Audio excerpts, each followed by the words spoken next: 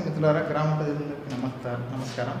గ్రామీణ ఉపాధి హామీ పథకం పీఎం కిసాన్ కరువు పని ప్రతి సంవత్సరం 100 రోజుల పని అనేది మనం ఉదయం 10కి అట్లా వెళ్ళి 2 గంటలు పనిచేసి వస్తాం. 8కి అట్లా వెళ్ళి 10కి కనీసం 150, 200, 300 వరకు కూడా పడుతుంది. కానీ అక్కడ పెద్దగా పని చేసేది ఏం లేదండి. ఎందుకంటే ఒక పోను అరగంట, రాను అరగంట ప్రయాణం, మనం అక్కడ చేసేది ఒక అరగంట, ఒక గంట పనికి పెద్దగా ఉపయోగం లేదండి.